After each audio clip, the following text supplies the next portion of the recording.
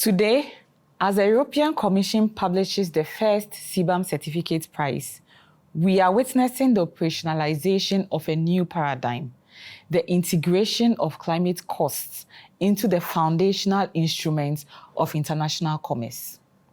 For African economies positioned at the intersection of industrial ambition and sustainability imperatives, this is not a distant policy development. It is an immediate restructuring of competitive dynamics. Hello, my name is Pauline Anaman.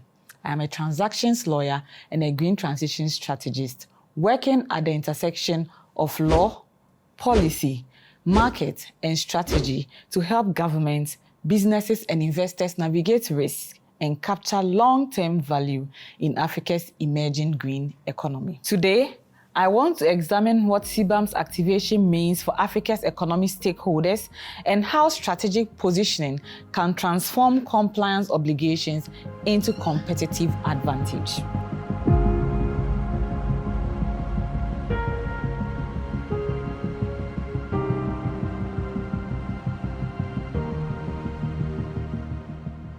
CBAM, the Carbon Border Adjustment Mechanism, represents the European Union's attempt to resolve a fundamental market failure in the EU's emission trading system, also known as the ETS. You see, sometimes a well-intended policy may have unintended consequences. Let me explain. Since 2005, the EU's emission trading system has required EU-based companies to pay for the carbon emissions tied to the goods they produce. But it also created this unintended problem. Some industries shifted production to countries with weaker climate rules, leading to carbon leakage and giving imported goods a price advantage over similar products made in the EU. CBAM is the EU's response. It extends the logic of the ETS beyond Europe's borders by putting a carbon cost on certain imports. Its aims are to protect EU industries from unfair competition, reduce carbon leakage, phase out free emission allowances, and encourage stronger climate action in other parts of the world. The mechanism functions as a border tax on embedded carbon. Importers of goods affected by the CBAM must purchase certificates corresponding to the emissions intensity of their products, and this is calibrated to EU carbon price under the ETS. The implications are systemic. Climate policy is now trade policy. And who could have seen that coming? The first CBAM certificate price, calculated as the quarterly average of EU ETS allowance prices, establishes the financial baseline for this new regime. Based on prevailing EU carbon market dynamics, we anticipate a price point in the range of, say, 70 to 85 euros per ton of CO2 equivalent, though the official announcement provides the definitive figure. But this is not static. The pricing would evolve. There will be quarterly calculations throughout 2026, expected to be published subsequently on July 6th for Q2 pricing, October 5th for Q3 pricing, and January 4th for Q4 pricing. But this will transition to weekly pricing from 2027 onwards. Now, this shift introduces greater price volatility and demands more sophisticated risk management from exposed industries. An important fact is that the mechanism includes a deduction framework. So carbon prices paid in the country of origin can offset CBAM liability.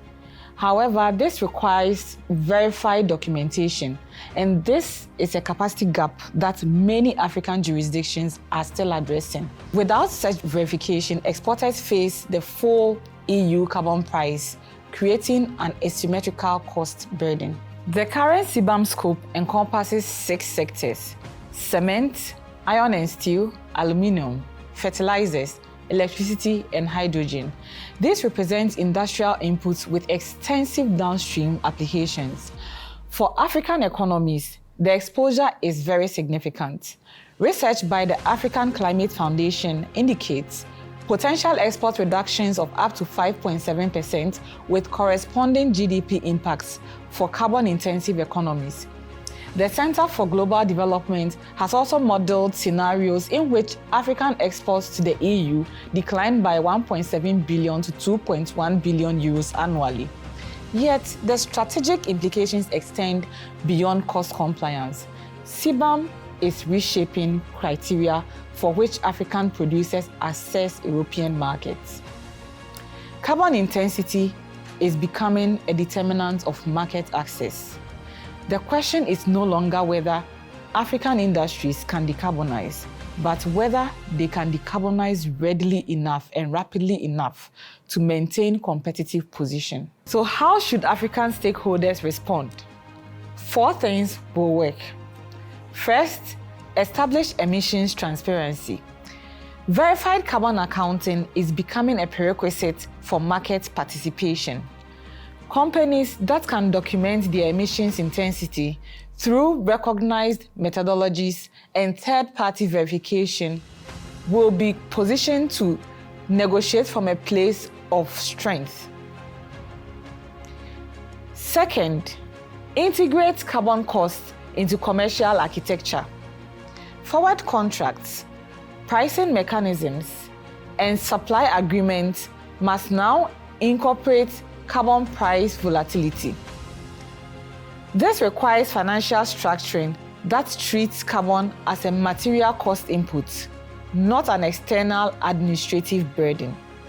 Third, leverage domestic pricing infrastructure. For jurisdictions with operational carbon pricing systems, South Africa, for example, the opportunity exists to document payments and claim CBAM deductions. This requires coordination between national regulators and EU authorities. Other African countries could take a cue from South Africa. Fourth, reconceptualize the importer relationship. EU importers now bear reporting obligations and cost liabilities. African suppliers that provide verified emission data, assurance of compliance, and supply chain transparency become preferred partners in an increasingly regulated ecosystem. This analysis represents an entry point into a deeper examination. Over the coming weeks, I will be releasing a structured series addressing the multi-stakeholder dimension of CBAM. Some topics I'll be discussing include 1. The pricing mechanisms, how CBAM values are calculated and how to model price scenarios. 2. Governance architecture, the allocation of responsibilities across importers, exporters, and regulatory authorities. 3. Sectoral implications. We'll discuss the differentiated impacts for African manufacturers, agricultural exporters, and energy producers. 4. The evolution trajectory. We will look at pending scope expansions and regulatory refinements. 5. The CBAM legal architecture. We'll discuss jurisdiction issues and issues of liability. And 6. How CBAM can actually spur intra-Africa trade. CBAM is not merely a compliance framework. It is a signal that carbon intensity will increasingly determine competitive position in global markets. The stakeholders who internalize this signal and operationalize strategic responses will define the next generation of industrial leadership. Climate change is a systemic challenge that demands systemic solutions. CBAM represents the EU's assertion that trade policy must serve climate objectives and that market access will increasingly be conditioned on environmental performance. For African economies, this presents a dual reality. The immediate pressure, which is new compliance costs, administrative complexity, and potential market displacement. But there's also a strategic opportunity.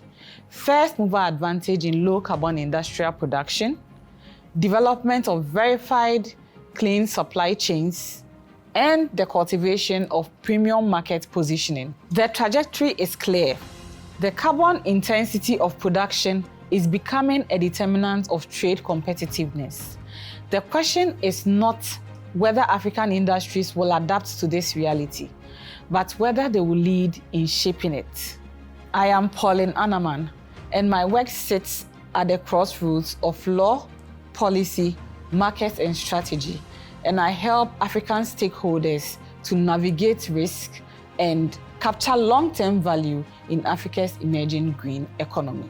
I invite you to engage with this series as we unpack the architecture of the green transition and explore how strategic positioning can turn regulatory complexity into commercial advantage.